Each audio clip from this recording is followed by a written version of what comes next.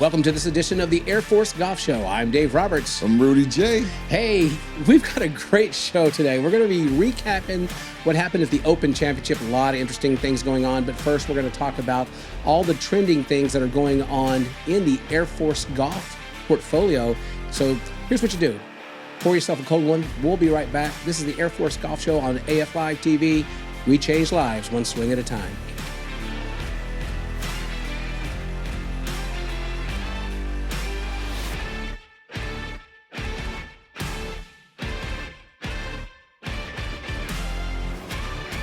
Welcome back, everybody, to the Air Force Golf Show. I'm Dave Roberts. Rudy J. And we're changing lives one swing at a time. Speaking about changing things, the portfolio in the Air Force Golf, it's ever rapidly changing to the generational needs. Generational needs. I like how you put a tag on that. It has to be because... What, you trying to get younger in the Air Force too? Oh, yes. With 18 to 34-year-olds, the fastest growing demographic. In this business, we're all chasing that demographic. Yes, because, us folks that are up in my age, we've got an expiration date. So we need to grow this ecosystem. So what we're doing is we're just more than golf now. And one of the things that is very exciting, not only to get golf ready with clubs, which is taken off, but we're starting to get into the top golf realm with Top Tracer range. And we just opened up one in Shaw. They're building one at Andrews. They have one at Shaw. Yes, South Carolina. I've been down there. Yes. I'm happy to see that. I'm happy to hear that. Yes, and they're doing phenomenal. They had a big grand opening. And then what they did is they went and challenged Hurlburt down in Florida, Gator Lakes, to a challenge online where you can do that remote because it's all... Right. It's all digital. So they had like a Ryder Cup between bases. And so it opened up some new realms for what we're doing. People are getting excited. They're using it for lessons. They're using it for personal time. And the great thing is the commander is loving it. He is a golfer. His family's a golfer. And they said he spends so much time on the Top Tracer that he's already dropped a few strokes from his handicap. So I'm like, okay. So you're telling me the Tracer translates to real grass? I'm being serious. Well, not real grass, but real data, because you can check out how far you hit it. Like when we were on the driving range and you were asking me, well, why am you looking at the distance? Because that's why you missed the greens, remember? So you can do this with Top Tracer. You can see if you're hitting it right, what the angles are, how fast you're swinging, because a lot of golf people don't realize that the golf ball has to be made for you too. You have to have the right golf ball. As we were talking that one time, they all want to drink the Kool-Aid and get what the pros play, but they can't swing that fast. Well, with Top Tracer, all the data is right there in front of you. And the good part of it, it's not just on the screen. You can download it now on your phone, so you can keep it for later. So you can start putting it up on a spreadsheet or however you want to do it, and you can see how you improve. Well, so how many? I know I'm throwing you a Shohei Ohtani slider. How many bases have the top? How many courses have the top? 5 right now. 5. Okay. It's a growing trend. They have a new edition that's coming out where you don't have to have a building. It's one of the local golf courses in San Antonio has this where you can just flip the lid on it. It's heat resistant, sun resistant, and it's out on the driving range. And then if it's really stormy, because it is weather resistant, you could put the top on it. Is McDill's outside? Weren't they building something? Yes, they're building it outside. So they're going to probably use that model right there. And he's going to put the indoor version as he's building the performance center that was right there on the left-hand corner. But he'll have the newest models outside so folks can go ahead and practice anytime they want. And it's right there. And all they're doing right now, instead of renting the spaces, unless it's an event for a squadron or anything, they just just tag $1 onto the bucket, and then all of a sudden you got all that technology right there. 18 to 35 is loving this. Oh, 18 to 35s are loving it. They are excited because we find out that this generation is more into that data. So they go out there and they want to see it, and the older guys, we're like, okay, that's 100 yards, wind's blowing 10 miles an hour, hit the 110 shot, and we're on. No, these young folks, they're just like, hey, it's 113 to cover the bunker. It's this to do this. It's do this. Like, hey, Claude. Hey, ChatGPT. What do I need to hit? And it's funny you say that is because with the Top Tracer, you can now, when you're hitting an iron, you can hit mark, and it's going to mark the shots that you hit, how far you're hitting it. So then you have a distance guide on how far you're hitting all the irons off the range. So when you take it out on the golf course, you can look back. So it's almost like an AI that's working for you on the golf So I don't course. need my little writing tablet. No, you don't need the writing tablet. No, you don't need that anymore. Rangefinder, yes, speeds up play, but the rest of it, we'll go with it. I think it's really cool that we're getting in that way, because my ultimate goal when I first started in the Air Force was to bring the top golfers, bring them to the bases and start playing, because there's so many people. And as I mentioned, generational changes and stuff, the lady in the wedding dress at Top Golf, how can we get her? The lady in the what? You got ladies in the wedding dresses. You have guys. I mean, they're all out there. Everybody. The one lady I saw, she was out here with her party. And she fell over onto the net. Oh, the net. Right. Thank So gosh for all the these net. folks, but you got that type, the casual folks. How do we get them to the golf course and make it more exciting? So if we start bringing some of that technology to the range, then it's easier to go from the range that's on the base right out to the first tee. Maybe play 9 holes. 3 holes, just get started, get the feel of what real golf is, instead of just hitting targets out there on the range. Now, in the Top Tracer, is it just a generic range, or are there courses in the Top Tracer? Now, You know what I'm asking? You see what I'm asking? Okay. You can produce something on your screen that'll have a couple of courses. That's what I'm asking. More simulators, which you saw at McDill and some of the other facilities that we have. You have the variety, like TPC Frisco and the other ones, St. Andrews. You can play those on the simulators. But as a Top Tracer, they'll have a couple, but they also have par 3 challenges as well. So you can go out there with your friends. On your short game. No short game. The short game's like an automatic 2-putt on the Top Tracer. Now on the simulator, you can do that, because it's gonna, that sensor, and those folks are using TrackMan, which is the best technology that's out there right now. I mean, there's so many things you can do with it. But stats, the way it is just brought to you, it's real life. It looks real when it's on the screen. I mean, well, I'm happy for you. You got all excited. I'm excited. Yeah, I'm excited for this. This is breakthrough. It's a good introduction to the game. Great introduction. It is, because we'd love to start everybody on the range before we get them out to the golf course, because then they don't know the idiosyncrasies. They don't take care of the golf course. Things happen. Shrink the game. I'm kidding. But start them from the range, get them the basics, and then move them on out. Kind of like what we do with the PGA Hope and Get Golf Ready. We give them the tools to get out there and have fun and not get discouraged when you're out there. So have fun on the range, Top Tracer, or if you're doing the simulators with the TrackMan, and get excited, just go out there and try a couple of holes in the evening time. Well, I have news for them. This is an honest show. You're going to be discouraged your whole career. Well, this is the only sport that you could go, and 4 hours later you're hanging your head low, and you never leaves, brother. Yeah, but you, with that discouragement, and you say, God, that was a good walk, spoiled. But you know what? On hole number 7, you should have seen it. I sliced it around that tree. It was going to the pond, and all of a sudden it's on the green. A week ago, I'm a walker. Not on the golf course. Like, I walk. I like to walk. It clears endorphins. It clears my mind. So I was like, man, I walk every day. I'm gonna walk the golf course today. Totally different animal. Man, listen. By hole 12, my body said, I quit. Tap it out. Man, it's great for you. I'm not telling you not to walk, but I am telling you it is a process to get to the point where you can walk consistently. Because you got to walk, it's uphill, it's downhill. Especially if you're shooting in the mid 90s, low 90s like me over here. Then you're right. So that 6,500 yards turns into about 7,800 plus carp. Golf is a sport.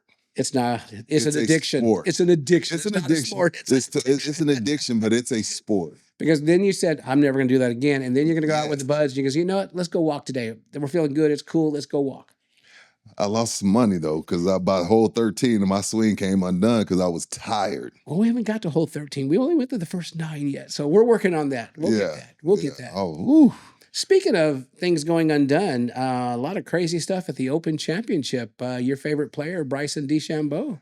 I love Bryson. Bryson gets a bad rap because he understands the trajectory of the game, and it's a social media game, and it's a YouTube game, and he's trying to grow the game. And so when he plays bad, everyone runs. I saw all the tweets, or X, whatever you want to call it. Oh, Bryson's too worried about YouTube and Instagram. This is why his game has gone to whatever you want to call it. He's gone to. He's forgetting the rules. But Bryson understands where we are. And where we are is the reason the game is growing, 18 to 35, is Top Tracer, is YouTube, is Instagram. But Some people calling him a cheater. I don't think Bryce is a cheater. I think he made an honest mistake. Okay, so you're taking the honest mistake. Well, what happened? Set it up. Okay, so on hole number 5, he snap hooks it left. Okay, and he went and hit a provisional ball just in case he lost it because that is the rules. You can't go drop up there. They found it. A couple of the volunteers, they flagged it. They found it. He was in over knee-high stuff right in front of it. And when he walked back, okay, he was walking normal, and then all of a sudden he took one of these wild Foster Brook-looking steps, which happened to be directly behind his ball, which is the intended path of the swing. Now, he says it didn't. Now, what are you saying? I'd say that he bent the rules. They all do, okay? Come on, people move a rock for Tiger. Are you when he was calling dead behind it. Are you calling Bryson DeChambeau a cheater? No, I'm not calling him a cheater. He just bent the rules. That's cheating, Dave. No, a cheater would have been he picked the ball up and threw it out the fairway. Now that would have been cheating. Or dropped one from his sock. All right. Yeah. No, he bent the rules a little bit, and you give him some grace. So you're okay with the 2-stroke penalty? Yes. I didn't agree with watching it on TV for 15 minutes, watching him go ballistic. Okay, because those are professionals, and he could have handled himself better. Oh. Let's take that away from the camera because the whole world is watching. And, you've got those RNA guys, the guys in What's the RNA guy? That's the Royal and Ancient Club. Okay. Right? You have the United States Golf Association here on this side of the continent, and then the RNA on the other side. Okay. And those are 2 governing bodies. And those guys over there are exactly British, English, stoic people. There is like no emotion. And if you see that video, there is no emotion to those 2 gentlemen right there telling him the rule, what they figured it out, what they're seeing with the video evidence. And then all of a sudden he is acting like a 5-year-old. And Dave, we don't all have your patience and I have no patience. That's why I'm not a doctor. Okay. I have no patience. This is the Open. You get a little bit of emotion, no? We're not granting them any. Well, there's a lot of emotion because he was like 2 strokes from the lead before the penalty. But he didn't know the penalty. I would have been hot too, Dave. But he didn't know that was the penalty after the round. They could have got him there, and that would have ruined the round. Okay, they took him back out there when an official noticed, looking at the replay, hey, when he first stepped over, and then he went up and down. And it was exactly where he stepped. Okay, he bent the rules a little bit. He bent the rules a little bit. But they all do that. Come on, Scotty's illegal drop from the stand area that should have been an Open Championship. Because if that's bending the rules, then I'm a full-blown cheater. When I go in the junk, I'm like, I got a hacksaw in there. I'm chopping stuff down. I'm stepping on.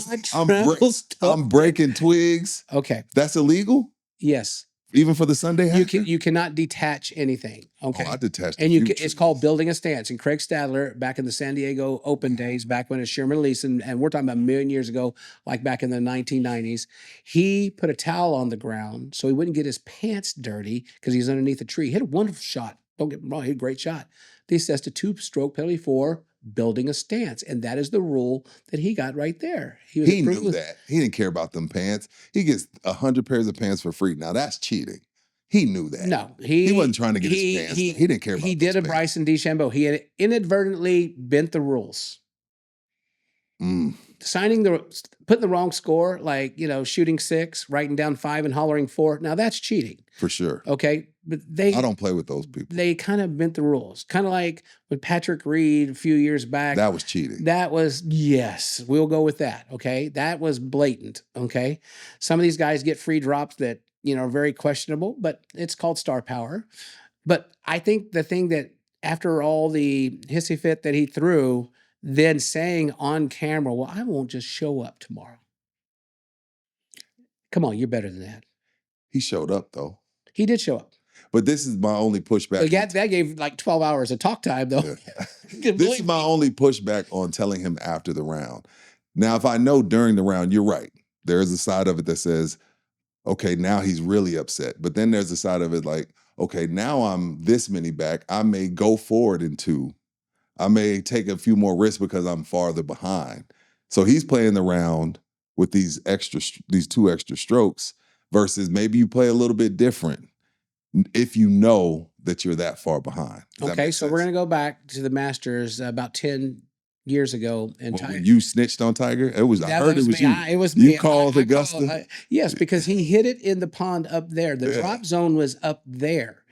You have to keep the point between you and the flag where it last crossed the hazard, which it only Yes. went in.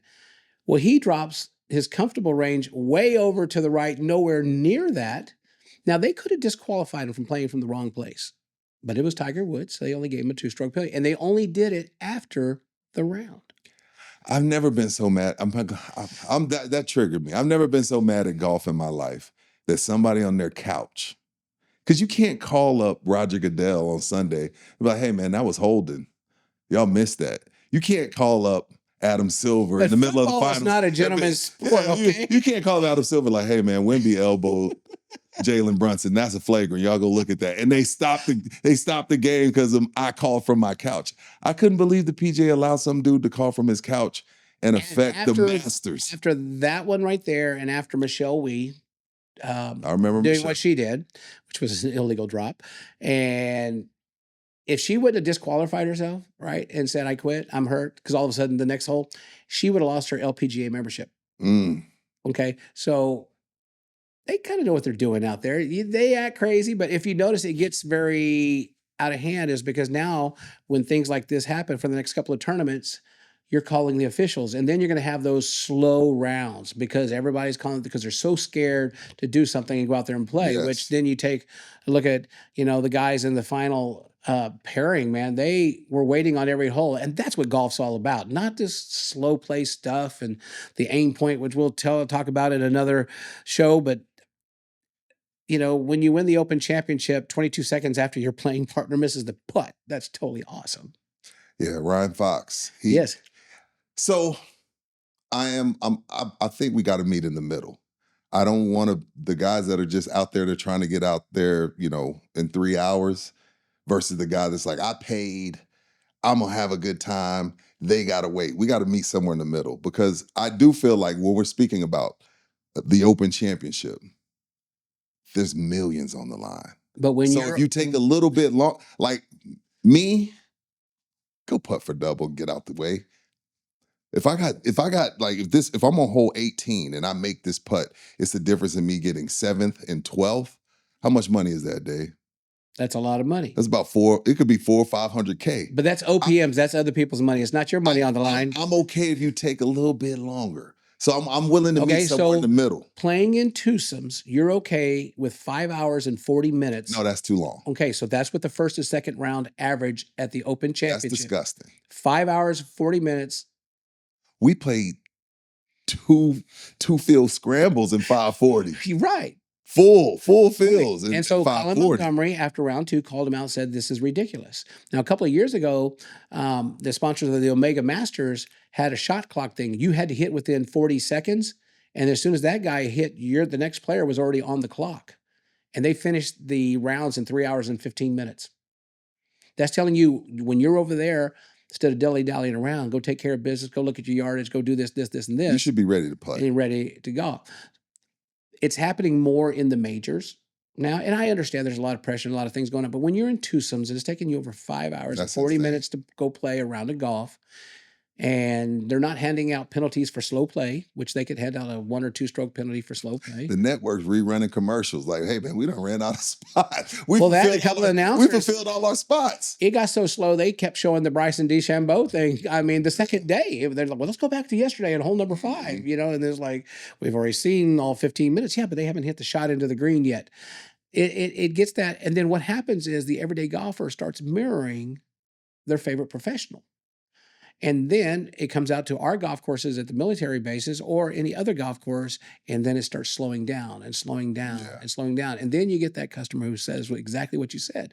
Well, I paid for the whole golf course. I'm going to play the whole golf course, and I'm going to play in the time that I want to play. No, the United States Golf Association has a matrix on how long you should play each hole. And the average golf course is, say, 4 hours and 20 minutes. And that gives you 10 minutes between nines. So 205 per 9 holes. So when we go out and we talk to our marshals and our course ambassadors, say, hey, Guys, today's pace of play is 2 hours and 5 minutes per 9 holes. Okay. If you kind of get out of it, play a little ready golf. So if your playing partner is ready, You don't have to watch him hit every time. no, but slow down road greens because I rather you, and I tell this to golfers all the time, whether it's the junior golfers or at the golf courses, I rather you go 350 yards and 2 shots than 4 putt from 20 feet, kind of like the Ryder Cup. I rather you just take your time around the greens because then that's when it's going to slow down because you missed that little 6-inch putt. You're like, oh, and then all of a sudden you're going to step in back. Right. Oh, no. Just I like the course. Some of the courses I've played, they have it on the screen. mm-hmm. You are 30 minutes behind pace. You know what I mean? You're 40 minutes behind pace, 16 minutes. I like those because now I can be like, okay, I can have right. But then if you're waiting for that guy and then the course marshal comes, he always drives backwards so he can find out where the problem is. Instead of saying, hey, look, here's what happened. Hey, this guy up here, Joe Smucky, they were slow. So what we did is we had them shoot ahead, and however you did it. And I've pulled people off like from the tee box. Let's go to the 100-yard marker. That's your best shot of the day. Let's play in from 100 and let's just catch you back up. Right? No harm, no foul. Right? I don't know how I would take that. You would when I tell you, because you ain't got a choice. I do hate seeing the marshal. I'm like, oh, please don't stop. Because please don't stop. Please don't they're stop. supposed to be course ambassadors, so that helps the course. Because then I'll tell the story is that, you know what? You remember that when you're going down I-35, got all that construction and you're back. Well, for 40 years, don't talk to me about 35. I say, hey, you know what? You're that lead car. Okay. So everybody behind you is backed up because of you. The other side of it is, and we can move on, these courses want to make a lot of money and they overbook the course. And now it's a log jam everywhere. They do that. That's a double-edged sword. And we can go there because trying to get the dynamic pricing, and which the military does not. We have stoic pricing. It's straight across the board. Great pricing. Right? It's value. We don't do that. What we do is we take our tee times and spread them out a little bit. That way you have a better experience on the golf course, where some of the outside the gate golf courses are looking for that money. But on the said, it's a double-edged sword because the more people you put on that golf course, then it's going to cost more in maintenance money to keep it up to standard. Good point. So you'll take a look at it. Is it really worth it to keep cramming people out there when all of a sudden you've got to spend a lot? The course. And since 2020 and the pandemic, prices of everything, especially chemicals, have skyrocketed. The maintenance equipment has doubled. And so as a golf course operator, you look at it and you go, So here at AFSVC Golf, these are the things that we look at here in San Antonio. So when we're working with golf courses and we're putting out trending analysis and we're looking at data, we're also looking at what the maintenance expenses, because the average golf course, let's say you make $2 million, wherever you're at, inside, outside, 28 to 32% of that should be going to your maintenance.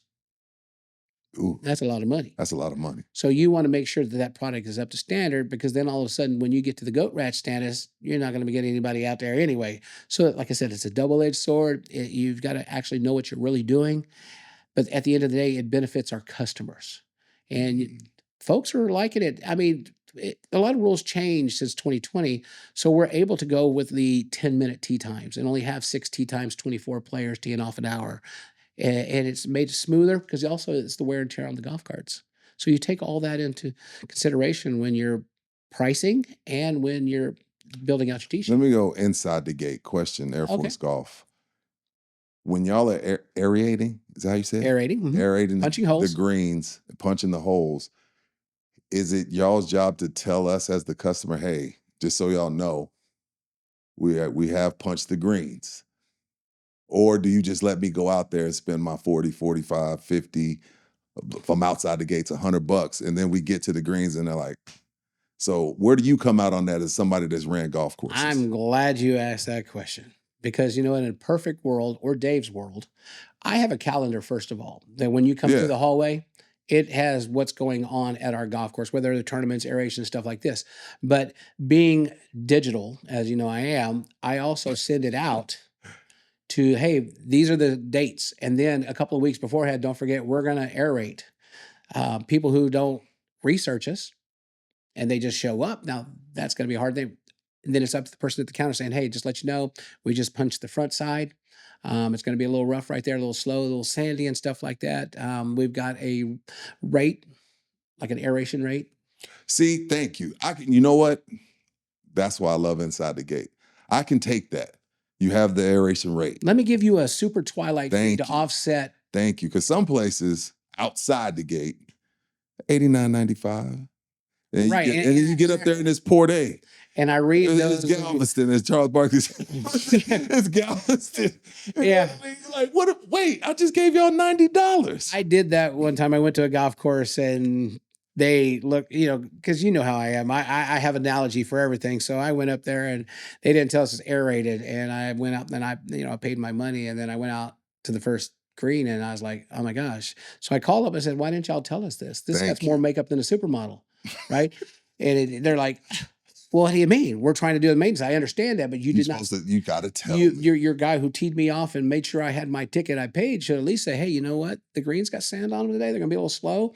And then give us that thought, not just hit up there and all of a sudden you see because the ball splashed on the green and it's all, sand. And I don't mind it because I film you saw it on the scramble, I film my divots. I take care of the course. But let me know and then let me decide. Right. And that's what the ultimate thing is. We should give you the information and in a timely manner, I might add, to let you make that decision whether you want to play or whether you don't want to play. What I did is when I operated golf courses, I only did 9 holes at a time.